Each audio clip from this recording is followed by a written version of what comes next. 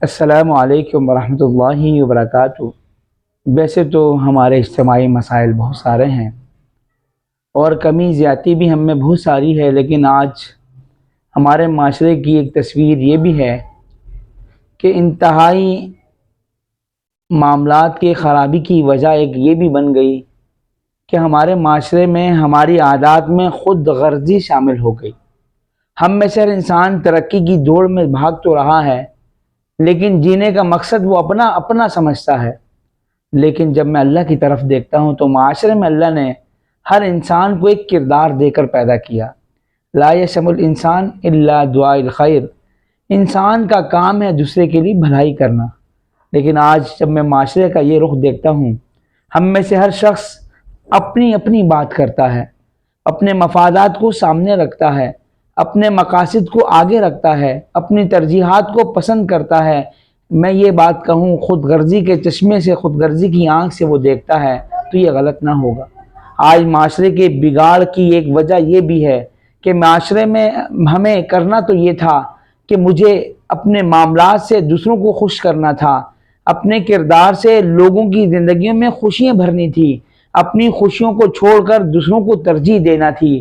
لیکن میں نے یہ کیا کہ میں اپنے مفادات کی خاطر لوگوں کے دکھ انہیں دے رہا ہوں، انہیں تکلیفیں دے رہا ہوں۔ آنسو پہنچنے تھے، خوشی دینی تھی، میں نے آنسو کا سبب بن گیا، خوشی چھیننے کا سبب بن گیا۔ میرے معاشرے کا یہ بھیانک پہلو بنتا جا رہا ہے، خود غرضی بھی انتہا کو پہنچ گئی ہے۔ یہ فقط انتہائی خطرناک اور مہلک ترین معاملات کی ایک وجہ ہے۔ ہمارے معاشرے میں یہ ہمیں تباہ تو کرے گی، آخرت میں بھی انجام بڑا خطرناک ہو جائے گا۔ اگر ہم خود غرضی کے مقابلے میں یہ بات ذہن میں رکھیں کہ ہم لوگوں کے کام آنا شروع ہو جائیں، لوگوں کے فائدے کے لیے سوچنا شروع کر دیں، لوگوں کی خوشیوں کا سبب بن جائیں، لوگ میری وجہ سے خوش ہوں، کوئی آنکھ نم نہ ہو، چہرے پر مسکراہٹ ہو، یہ میرا اگر ماننا ہو جائے، یہ میں کردار ادا کر دوں، یقین جانیے برکات کتنی ہوں گی۔ بنی اسرائیل کے دو لوگوں کا واقعہ مثال عبرت کے طور پر میں آپ کے سامنے رکھنا چاہوں گا۔ محترم سامعین کرام، دو لوگ ہیں، ایک شخص بوڑھا ہے، ایک شخص نوجوان ہے، دونوں مل کر کھیتی باڑی کا کام کر رہے ہیں، دونوں نے مل کر زمین پر غلے کا کام کیا۔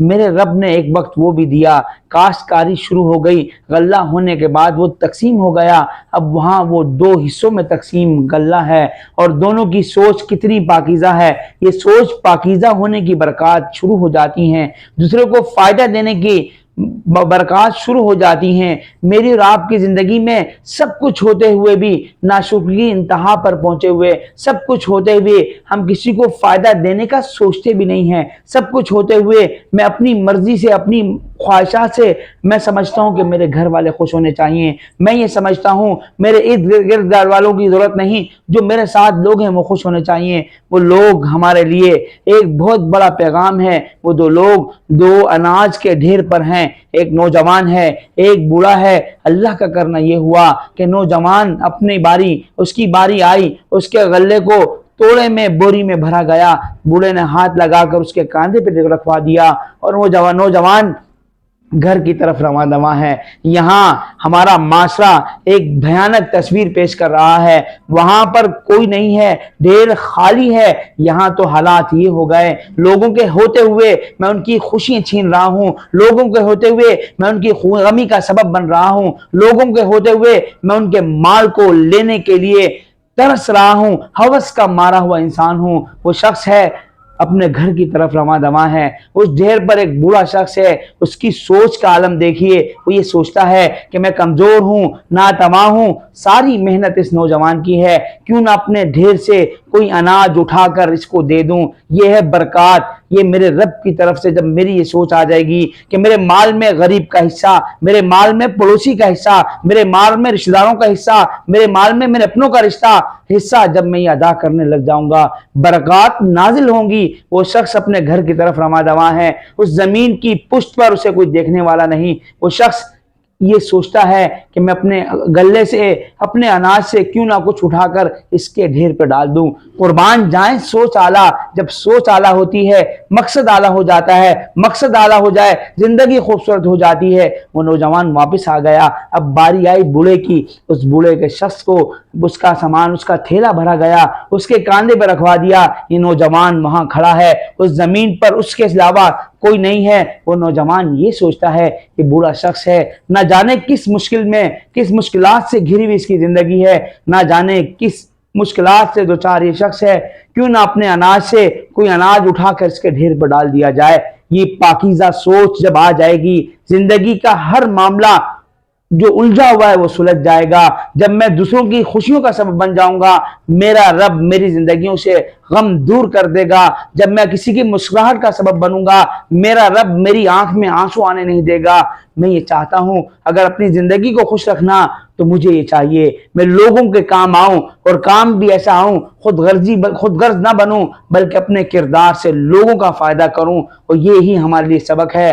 آج حالات جو ہمارے سامنے ہیں بھیانک تصویر بن کر اس رخ پر آ گئے کہ ہر انسان شکوہ کرتا، شکایت کرتا نظر آتا ہے۔ اگر وہ اپنے آپ کو دیکھے، کیا وہ اپنی زندگی سے لوگوں کو خوش کر رہا ہے؟